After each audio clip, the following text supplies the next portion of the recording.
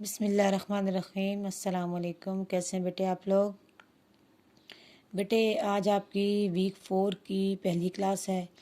پچھلی کلاس میں آپ نے رکوع نمبر جو 2 تھا اس کے مشکل الفاظ کے معنی میں نے آپ کو اچھے طریقے سے سمجھا دیے تھے، بتا دیے تھے۔ اور اب اس رکوع کے اندر آپ کو پتہ ہے کہ غزوہ بدر میں نازل ہونے والے انعامات کا ذکر ہے۔ اس سے پہلے بھی آپ نے جو پڑھا ہے بیٹے، اس میں آپ نے رکوع نمبر 1 میں آپ نے دعا کی قبولیت بھی پڑھی ہے، اور آپ کو پتہ اللہ کے نبی نے دعا کی وہ قبول ہوگی، اور پھر اللہ تعالیٰ نے کیا کیا، 1000 فرشتوں سے مسلمانوں کی مدد بھی کی۔ اس کے بعد اب ہم جب اس رکوع پہ آتے ہیں تو دیکھیں سب سے پہلا انعام کیا ہے، یغشیکم النعاس، اللہ تعالیٰ نے ان پر کیا نازل کر دی، ان پر نیند طاری کر دی۔ میں آپ کو بتا دوں کہ نعاس کا مطلب ہوتا ہے اونگ، نیند نہیں ہوتی ہے، مطلب نیند سے مراد ہوتا ہے کہ اصل مطلب جو ہے نا اس کا کیا ہے، وہ اونگ ہے۔ کیا ہے؟ اونگ ہے۔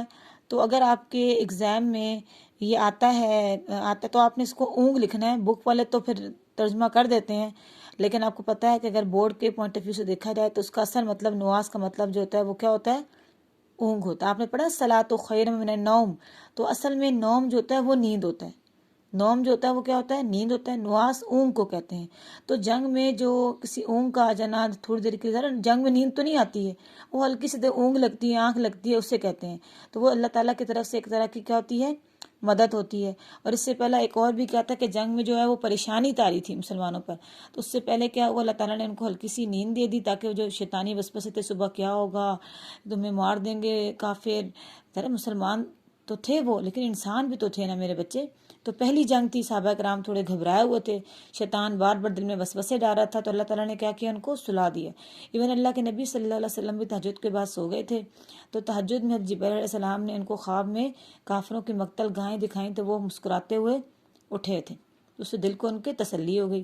پھر اللہ تعالیٰ نے کیا کیا، اللہ تعالیٰ نے آسمان سے کیا برسایا، دیکھو علیکم من السماء ماء، پانی، بارش برسانے سے کیا ہوا کہ وہ جو مسلمان تھے، وہ جو فیڈ اپ سے تھے، پریشان سے تھے، وہ ایک دم تر و تازہ ہو گئے۔ ذرا روزہ بھی رکھا ہوا تھا، تر و تازہ ہو گئے۔ انہوں نے اپنے پینے کا سامان اکٹھا کیا۔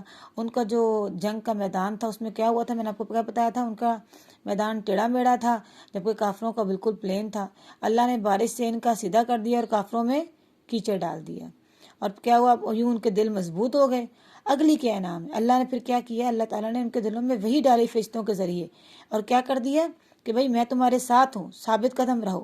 اور دوسرا کیا ہے، سَأُلْقِي فِي قُلُوبِ الَّذِينَ، پھر اللہ تعالیٰ نے کافروں کے دلوں میں کیا ڈال دیا، روب ڈال دیا۔ کیوں روب ڈالا؟ کیونکہ انہوں نے شاق اللہ، اللہ اور اس کے رسول کی کیا کی تھی، مخالفت کی تھی۔ جو اللہ اور اس کے رسول کی مخالفت کرے گا اس کے ساتھ ایسا ہی معاملہ ہوگا، شدید العقاب، اس کو سخت عذاب دیا جائے گا۔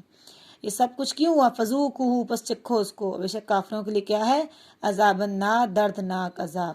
آگے اللہ تعالیٰ کیا بیان کریں، جنگ میں کن صورتوں میں پیٹھ پھیرنا جائز ہے اور کن صورتوں میں پیٹھ پھیرنا جائز نہیں ہے۔ یہ اس رکوع کا بہت ہی موسٹ امپورٹنٹ ٹاپک ہے کہ کن حالت میں جنگ سے پیٹھ پھیرنا جائز ہے۔ تو یہ دیکھیں آپ، یہ وَمَن يُوَلِّهِمْ يَوْمَئِذٍ دُبُرَهُ، اور جو اس دن پیٹھ پھیرے گا مگر متحرفاً لقتال، دشمن کو دھوکہ دیتے ہوئے جنگی چال کے طور پر، اچانک سے پیچھے ہٹے، اب جو دشمن غافل ہو پلٹ کے حملہ کر دے، حملہ کر دے۔ پھر اگلا کیا ہے، اگلا ہے الا متحرفاً، ایک یہ ہو گیا، او متحیزاً الی فئۃ، یا اپنی جماعت سے جا ملنے کے لیے، یعنی کیا، اب ان کو پتہ ہے کہ بھئی ہمارے پاس ابھی اسباب کم ہے، ہمیں کمک چاہیے، آہستہ آہستہ پیچھے ہٹیں، مزید کمک لے کے پوری طاقت سے حملہ کریں۔ اب کمک کیا ہوتی ہے، جنگ کے دوران جو فوج ہوتی ہے اس کو جو اور مدد ملتی ہے، ایکسٹرا مدد ملتی ہے، اسے کمک کہتے ہیں۔ اب اس کے علاوہ اللہ تعالیٰ کیا کہہ رہے ہیں، لیکن اس کے علاوہ فقط باء من غضب من اللہ، اس کے علاوہ جس نے پیٹھ پھیری اس پہ کیا ہے، اللہ کا غضب ہے، اور اس کا ٹھکانہ جہنم ہے، اور جہنم کیا ہے، برا ٹھکانہ ہے۔ تو بیٹے آپ نے اس کو اچھی طریقے سے سمجھ لینا ہے، انشاءاللہ تعالیٰ اگلی کلاس میں اس کو مکمل کریں گے اللہ کے حکم سے۔ جزاک اللہ۔